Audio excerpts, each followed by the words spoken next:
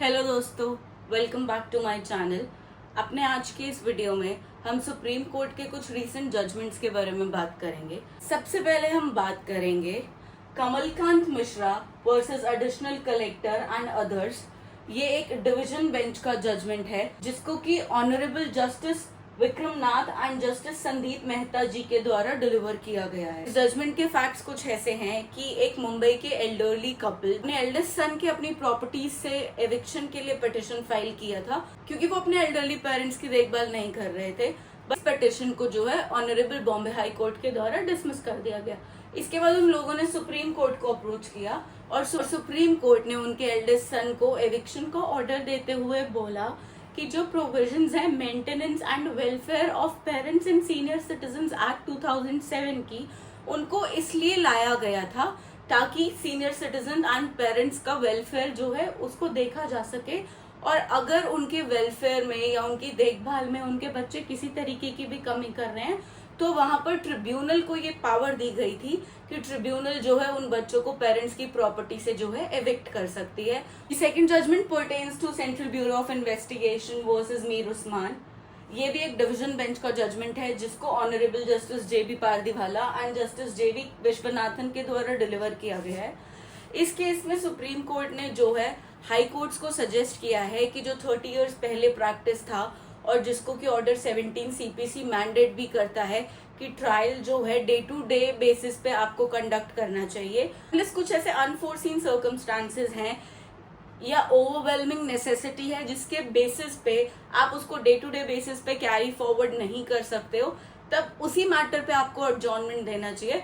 Otherwise trial को जो है डेली बेसिस पे ही कोर्ट्स को जो है कंडक्ट करना चाहिए। तो इसी चीज को कंसिडर करते हुए सुप्रीम कोर्ट ने आजकल के डेमोग्राफिक्स, पॉलिटिकल सिनारियो और सोशल सिनारियोज को कंसिडर करते हुए सभी हाई कोर्ट्स को ये सजेस्ट किया है कि वो एक कमेटी कॉन्स्टिट्यूट करें जो कि इस मैटर में नेसेसरी स्टेप्स ले पाए। इस चीज पे सुप्रीम कोर्ट ने कुछ सजेशंस भी दिए हैं chief justice of high court को, जिसको कि वो इम्प्लीमेंट कर सकते हैं टू दिस ऑब्जेक्टिव, जिसमें कि उन्होंने सजेशंस दिए हैं कि वो as expeditiously as possible trial को कंप्लीट करें। जब विटनेस एग्जामिनेशन की बारी आती है तो the examination of witnesses must be done daily unless there are unforeseen circumstances beyond the control of court, जिसको कोर्ट प्रिवेंट ही नहीं कर पा रहा है। उस केस में जो है आप 1 दिन का या 2 दिन का एडजॉर्नमेंट दे सकते हो। इसी के साथ साथ कोर्ट ने कहा है कि टू डे प्रोसीडिंग्स डिस्टर्ब हो रहे हैं because of the non cooperation of accused, जो कि अभियुक्त है। तो उस केस में अगर अक्यूज बेल पे है तो उसकी बेल को कैंसिल किया जा सकता है।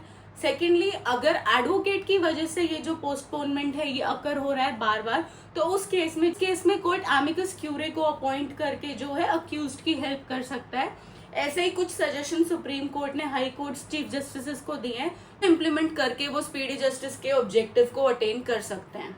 In the case of Satish VK versus the Federal Bank, delivered by the division bench headed by Justice Dipankar Datta and Justice KV Vishwanathan, इस केस में सुप्रीम कोर्ट ने डिफरेंशिएट किया है between the order rejecting the application for review and the order allowing the application for review.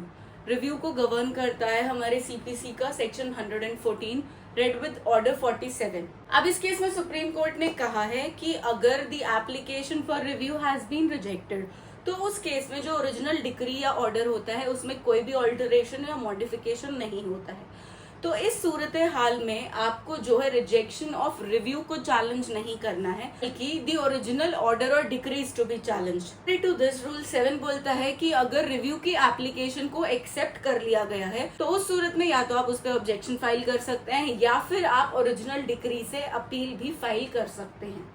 Fourth case is Odella Satam and another versus the state of Telangana. This has also been delivered by a division bench by Honorable Chief Justice of India, Justice B.R. Gavai and Justice K. Vinod Chandran.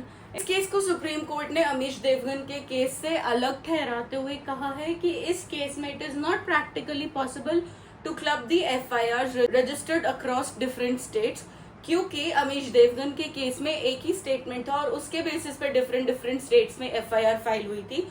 और यहाँ पर इस case में अलग अलग states में रहने वाले इन्वेस्टर्स जिसको कि फर्म ने ड्यूप की है उनकी लाइफ सेविंग से, उनको चीट किया है, उन्होंने जो है FIRs को लॉन्च किया और उनके अपने अलग विटनेसेस होंगे। और इसी का हवाला देते हुए the supreme court had stated that after framing of charges it is the trial that precedes, and trial witnesses को examine करना is very important, और is better कि उन witnesses को उनके local jurisdiction में ही examine किया जाए, otherwise it would lead to failure of justice and would be a tumultuous exercise for them.